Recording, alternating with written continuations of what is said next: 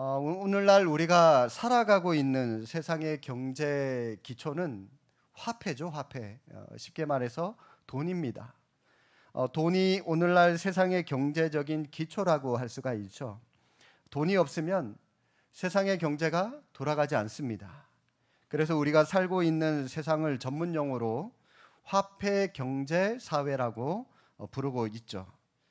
자, 그렇다면 오늘날은 이런데 이스라엘 백성들이 살았던 구약 시대의 경제적인 기초는 무엇이었을까요? 구약 시대. 고대 중동 시대의 경제적인 기초는 땅이었습니다. 땅. 그래서 그 당시 사회를 토지 경제 사회라고 부릅니다. 오늘날 경제적인 기초는 화폐지만 고대 중동의 경제적인 기초는 토지, 바로 땅이었습니다.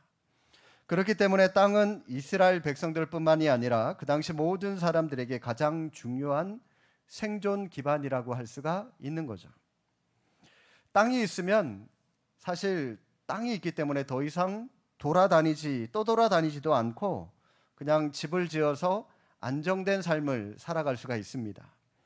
땅이 있으면 또 그 집을 토대로 또 주변에 밭을 가꾸고 농사를 지으면서 안정된 경제 활동을 할 수가 있는 것이죠.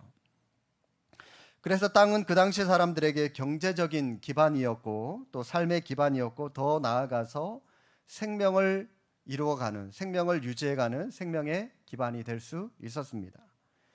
그래서 하나님은 이스라엘 백성들이 가나안 땅에 들어가게 되면 모든 지파가 조상의 지파를 따라서 골고루 땅을 나누어 가질 것을 명령하셨습니다. 자, 그런데 오늘 본문에는 이 땅과 관련해서 아주 심각한 문제가 발생한 겁니다. 그 문제가 뭐냐? 아버지가 아들이 없이 딸만 두고 죽었을 경우 그 땅을 상속받을 수 없다라고 하는 것이 문제였습니다. 그 당시 땅 상속을 비롯한 유산 상속은 주로 아버지와 아들 간의 상관관계를 통해서 이루어지는 부계 사회였기 때문에 아들이 없는 가정은 땅을 상속받을 수가 없었다라고 하는 거죠. 그런데 여러분, 땅을 상속받지 못하면 어떻게 된다고요? 그 가정의 경제적인 기반, 그 가정의 삶의 기반이 없어지는 것과 마찬가지입니다. 즉, 가정의 미래가 없어지는 것과 같은 뜻으로 보시면 됩니다. 그래서 아버지도 돌아가시고 없고 또 남자 형제도 전혀 없었던 슬로브앗의 딸들이, 오늘 딸들 보니까 딸만 5명이에요. 1절에 보니까 5명의 여성으로만 구성된 자기 가족에게도 기업을 분배해 달라고 모세를 찾아가서 요청하게 되고요. 오늘 본문에 이 요청이 하나님 앞에 수락되었다라고 하는 것을 보여주고 있습니다. 자, 여러분, 이것을 오늘 토대를 두고 말씀을 한번 살펴보겠습니다. 마음 다해 말씀과 나눈 부분 1번입니다. 슬로보앗의 딸들은 아버지의 몫의 기업을 요청하죠. 자, 괄호 1번입니다. 슬로보앗의 딸들은 아버지를 어떻게 설명합니까? 3절 말씀해 보니까 우리 아버지가 광야에서 죽었지만 여호와를 거슬러 모인 고라의 무리에 들지 아니하고 자기 죄로 죽었고 아들이 없습니다. 자, 딸들이 자기 아버지에 대해서 왜 이런 말을 하고 있을까요? 왜 고라 무리에 들지 않았다라고 얘기를 하고 있는 거죠? 이 슬로보앗의 딸들은 고라의 반역 사건을 지금 정확하게 기억하고 있었습니다. 고라의 무리가 하나님 앞에 반역을 하다가 그리고 모세와 아론에게 그들의 권위에 순종할 수 없다 반기를 들다가 그들은 땅이 갈라지면서 그 속으로, 지진이죠, 일종의 지진처럼 땅이 갈라지면서 그 속으로 다 파묻혀 들어가서 죽임을 당하는 고라 반역 사건을 이 여인들이 기억을 하고 있습니다. 그러면서 슬로보앗의 딸들은 지금 자신의 아버지가 바로 이 고라의 무리처럼 특별한 범죄에 가담하지 않았다, 그 반역의 무리에 가담한 적이 없다, 그러면서 오직 모든 이스라엘 백성들이 공동으로 범한 죄 때문에 우리 아버지도 똑같이 저 사람들처럼, 저 조상들처럼 죽었습니다라고 하는 사실을 밝힙니다. 자, 딸들이 지금 이런 말을 하고 있는 것은 자신의 아버지가 다른 이스라엘 백성들처럼 하나님의 기업인 가나안 땅을 분배받을 자격이 충분히 있습니다라고 하는 것을, 반역한 고라처럼 그렇게 죽지 않았기 때문에, 하나님 앞에 반역하지 않았기 때문에, 이스라엘 백성들과 그냥 평범한 죽음으로 죽었기 때문에 우리 아버지도 가나안 땅을 분배받을 자격이 충분히 있습니다라고 하는 것을 지금 변론하고자 아버지의 죽음에 대해서 이렇게 설명하고 있는 겁니다. 자, 2번입니다. 슬로보앗의 딸들이 처한 상황 무엇이죠? 4절 말씀. 어찌하여 아들이 없다고 우리 아버지의 이름이 그의 종족 중에서 삭제되리이까? 우리 아버지의 형제 중에서 우리에게 기업을 주소서. 예. 아들이 없으니까 아버지의 이름으로서 그 대가 끊기게 되죠. 그러니까 이 슬로브앗이라고 하는 이 사람들의 이름도 그냥 거기에서 끝나버리고 맙니다. 그리고 기업을 받을 수가 없게 되죠. 하나님은 가나안의 기업을 각 지파별로 그리고 가문별로 그 인원수에 따라서 공평하게 나누도록 명령을 하셨습니다. 그래서 이 기업은 각 가문의 영원한 땅이 되는 것이기 때문에 사람들이 임의대로 자기 마음대로 땅을 빼앗거나 땅을 팔거나 사거나 매매할 수도 없었습니다. 그 땅은 평생 동안 르우벤 지파 땅은 평생 르우벤 지파만 사용할 수 있는 땅이에요. 베냐민 지파 땅은 또 평생 영원히 베냐민 지파들만 사용할 수 있는 땅. 그렇게 하나님은 경계석을 정확하게 구분해서 땅을 구분지어 놓으셨습니다. 왜냐하면 가나안 땅은 영원한 하나님 나라의 상징이었기 때문에 그 땅을 함부로 인위적으로 매매하거나 빼앗지 못하도록 하셨던 거죠. 자, 그런데 지금 여러분, 이 슬로보앗의 딸들이 제기하고 있는 이 문제는 사실 아직 현실로 닥쳐지지 않은 문제입니다. 왜냐하면 지금 이 미래에 일어날 일을 지금 탄원하고 있는 거죠. 아직 가나안 땅은 정복되지 않은 상태였기 때문에, 지금 가나안 땅 요단을 건너서 가기 직전에 있는 그때 가나안 땅에 이미 들어가서 이루어질 그 일을, 미래의 일을 미리부터 이 슬로보앗의 딸들이 모세에게 지금 요청을 하고 있는 거죠. 그런 의미에서 이 딸들의 요구는 가나안을 이스라엘 백성들에게 주시겠다라고 하는 하나님의 약속에 대한 굳은 믿음을 보여주는 것이라고 할 수가 있습니다. 아직 이루어지지 않은 일인데, 아직 눈앞에 몸소 자기들이 경험하지 않은 일인데, 이루어질 장차 가나안 땅으로 들어가서 닥칠 그 일들을 미리부터 개선해 달라고 요청한 부분에 봐서 가나안의 약속을, 하나님께서 약속하신 그 약속을 하나님이 틀림없이 이루어 주실 것이다 라고 하는 굳건한 믿음을 이 슬로보앗의 딸들이 보여주고 있는 겁니다. 아들에게만 상속이 이루어지던 그 당시, 아들이 없었던 슬로보앗은 그 이름이 므낫세 가족의 족보에서 상실될 그런 위기가 있었고요. 또 슬로보앗이라고 하는 이 사람의 존재도 대가 끊어지기 때문에 그 사람 자체가 또 잊혀지게 될 그 위기에 처한 상황에서 용기 있는 이 딸들의 탄원, 또 믿음 있는 이 딸들의 탄원은 그 위기에 강력한 돌파구가 되는 것이다라고 할 수가 있죠. 자, 가라우 3번입니다. 딸들의 사연을 들은 모세는 어떻게 하죠? 그래서 5절. 예, 모세가 그 사연을 여호와께 아뢰게 됩니다. 모세는 당시 사회적인 관례를 벗어나서 딸들도 아버지의 기업을 소유할 수 있게 해달라는 이 슬로보앗의 딸들의 요구를, 이 지도자잖아요, 충분히 자기의 권위와 자기의 생각과 자기의 경험으로 판단할 수 있었습니다.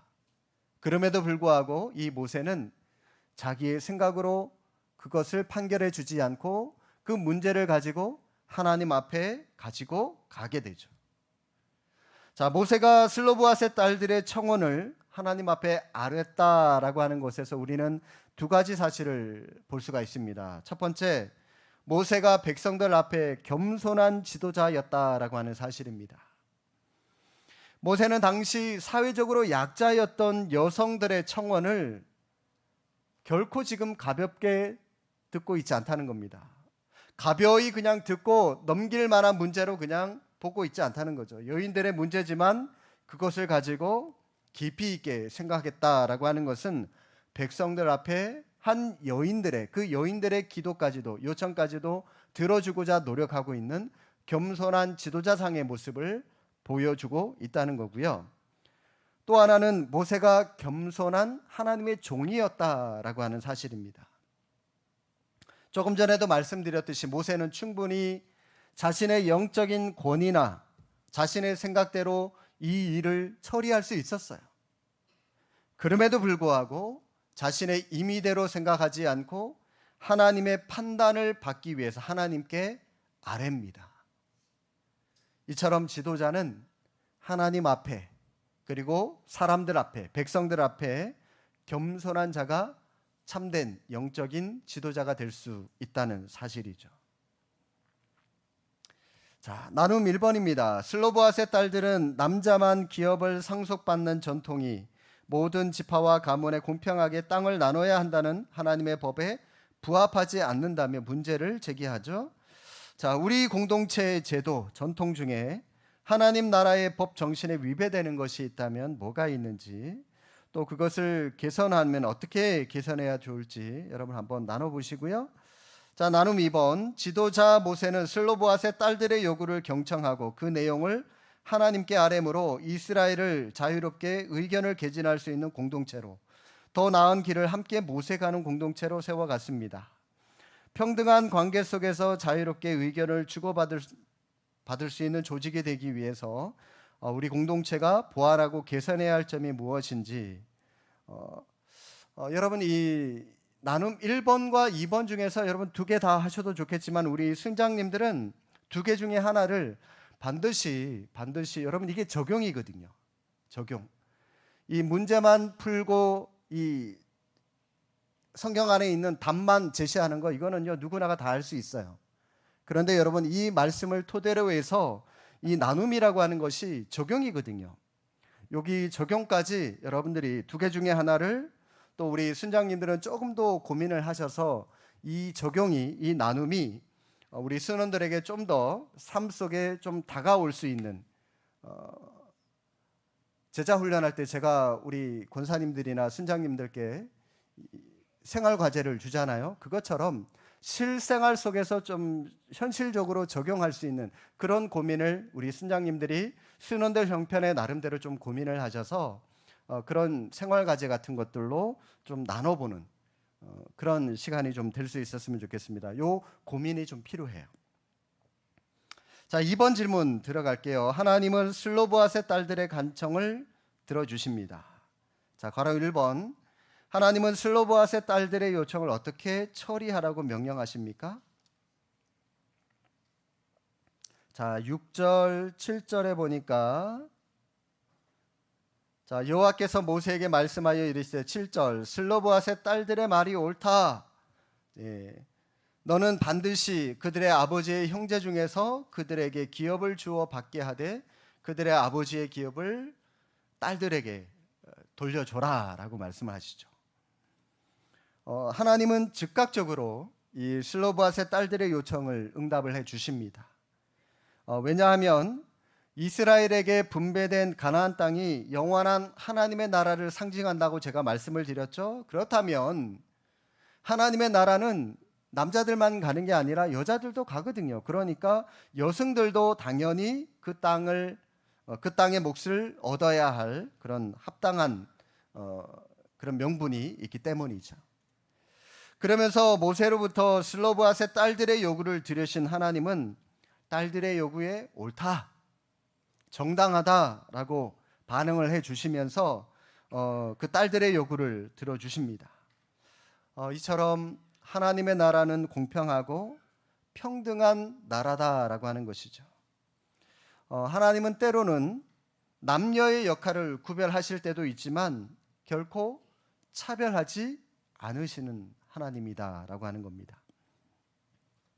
자, 2번입니다. 슬로보앗의 딸들로 인하여 새롭게 규정된 규례에 따르면 아들이 없는 집안의 기업은 누구에게로 가게 되죠? 8절에 보니까 딸에게 돌릴 것이요. 딸. 자, 이 슬로보앗의 딸들로 인하여 기업을 나누는 규례가 조금 더 구체적으로 세세하게 나누어지게 되었습니다. 새로운 지침이 정해지게 되었어요. 자, 그게 뭐냐? 자, 8절에 보니까 아들이 없이 죽은 경우에는 딸에게 기업이 돌아가고요. 9절에 보니까 딸도 없으면 형제들에게 돌아가게 하고요. 10절에 보니까 형제도 없으면 아버지의 형제들에게 돌려라. 또 아버지의 형제도 없으면 11절에 보니까 가장 가까운 친족에게 기업을 주어라 라고 말씀하십니다. 이처럼 굉장히 세부적으로 하나님께서 세세한 지침을 정해주게 되시죠. 자, 여러분 여기에 우리가 주목해야 할 점은 여성이 남성과 대등한 위치에서 이 아버지의 재산을 상속받는다라고 하는 것이 아니라 여성이 아버지의 재산을 상속받기 위해서는 두 가지 전제 조건이 반드시 있었습니다. 자, 그게 뭡니까? 아버지가 죽었을 경우에 첫 번째 전제 조건은 아들이 없을 경우입니다. 남자 형제가 없을 경우에 죽었을 때 첫 번째가 그것이고요. 또 아버지가 죽더라도 아들이 있으면 딸은 기업을 상속받을 수 없어요. 그대로 아들에게 돌아가니까. 따라서 아버지가 죽고 아들이 없을 때만 상속받게 되고요. 그리고 또 하나 결혼하지 않은 미혼의 딸만 상속받을 수 있었습니다. 그리고 기업을 물려받은 미혼의 딸들은 반드시 같은 지파의 남자들하고만 결혼할 수 있었습니다. 이해가 되시죠? 이거는 같은 지파, 같은 남자. 그래야지 자기들이 그 여인들이 가지고 있는 그 지파의 땅이 고스란히 같은 지파 안에서만 그대로 돌고 돌기 때문이죠. 만약에 미혼의 이 여자가 다른 지파로 가게 되면 그 땅도 같이 들고 가야 되잖아요. 그러면은 하나님은 분명히 르우벤 지파, 므낫세 지파, 요셉 지파 이런 각 지파별로 땅의 경계석을 정해놨는데 이 여인들이 타 지파로 결혼하면서 땅도 갖게 되면 이 경계선이 허물어지게 돼 버립니다. 뿐만 아니라 이 부익부 빈익빈 현상이 일어나게 되죠. 이 큰 지파들은 남자들도 많고 여자들도 많으니까 많은 만큼 더 땅을 차지하기 위해서 타 여인들을 더 많이 데리고 가요. 땅을 목적으로 하기 위해서.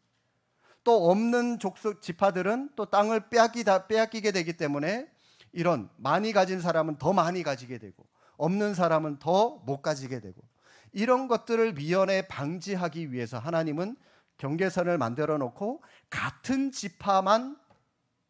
지파의 남자하고만 결혼을 해라라고 말씀하셨습니다. 이게 민수기 36장에 나오는 내용입니다. 나중에 여러분 한번 체크해 두셨다가 한번 읽어 보시면 되시겠습니다. 자, 이처럼 하나님은 이스라엘 민족 전체 가운데 그 어떤 가정도 기업 분배에서 제외되지 않도록 하나님께서 적절하게 조치를 취해 주셨습니다. 자, 3번 질문입니다. 새롭게 규정된 기업에 관한 규례는 이스라엘에서 어떤 규례가 되었습니까? 11절에 11절 하반절에 보니까 판결의 규례가 되게 할지니라. 판결의 규례다라고 말씀합니다. 처음에는 그냥 뭉뚱그려서 큰 원리로만 제시했었던 이 기업에 관한 규례가, 땅에 관한 규례가 이 슬로보앗의 딸들의 청혼으로 인하여 더 구체적으로 세세하게 법으로 정해지게 되었습니다. 하나님은 이런 일련의 과정들을 통해서 하나님이 정하신 율법의 본의, 즉 하나님의 뜻을 분명하게 이스라엘 백성들에게 드러내 보여주신 것이죠. 율법을 지킨다는 것은 단지 표면적으로 어떤 법을 준수하는 것을 넘어서 율법에 담긴 하나님의 뜻을 따르는 일입니다. 세세하게 따르는 일이에요. 그런데 여러분, 예수님 시대의 서기관과 바리새인들은 율법에서 파생된 수많은 규례들을 만들어 지키면서도 정작 그 율법 안에 담겨 있는 하나님의 마음, 하나님의 뜻은 다 홀라당 까먹어 버렸다는 거죠. 마찬가지입니다, 여러분. 하나님께서 우리에게 말씀을 주셨습니다. 많은 어떤 율법들을 주셨죠. 또 계명들을 주셨습니다. 이것을 지켜라라고 할 때 왜 이것을 지키라고 하셨을까? 하나님의 마음, 하나님의 뜻을 생각하면서 우리가 지켜 나가야 되는데, 그런데 그 안에 담겨 있는 그 하나님의 마음은 다 빼버리고 그냥 문자적으로만 이거는 지켜야 돼, 안 지켜야 돼, 문자적으로만 지킴으로 인하여 그것을 지키지 못하는 사람을 자꾸 정죄하고 비난하고 비판하는 모습, 이런 서기관과 바리새인들의 모습이 옳지 않다는 겁니다. 율법이기 이전에 하나님의 마음, 하나님의 뜻을 알아가기를 원하는 것, 이것이 우리에게 필요한 율법의 정신입니다. 나눔 3번입니다. 슬로보앗의 딸들의 요청은 단순히 개인적인 민원으로 끝나지 않고 판결의 규례가 되게 되었죠. 그래서 이스라엘 백성들에게 적용되게 됩니다. 이처럼 하나님의 공평을 이 땅에 이루기 위해서 그리스도인들이 관심을 품고 기도해야 할 사회적인 문제, 어떤 것들이 있는지 한번 나눠보시면 좋겠습니다. 여러분, 오늘 본문 보시면 남자가 없을 때만 여자에게 기업을 상속하게 한 규례에 대해서 언급하게 됩니다. 여기에서 간과해서는 안 되는 것은 이 본문의 규례는 사실 여권 신장의 모습이라기보다는 이스라엘 민족 전체의 사회적인 신분이나 또 인종, 남녀의 차별 없이 골고루 모든 가정들이 골고루 토지가 분배되기를 바라시는 하나님의 마음이 잘 나타나 있는 그런 본문의 내용입니다.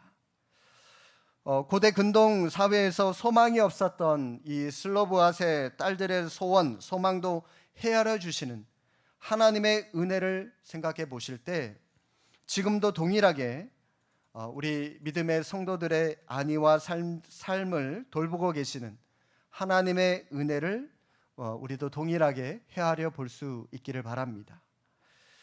우리의 상황이 가끔 이 슬로보앗의 딸들처럼 우는 자의 모습과 같이 지내야 할 때가 있을 수도 있습니다. 억울한 일이 있을 수도 있고요. 사회적으로 어떤 도움을 받을 어떤 방법조차도 기대할 수 없는 그런 상황에 처할 수도 있습니다.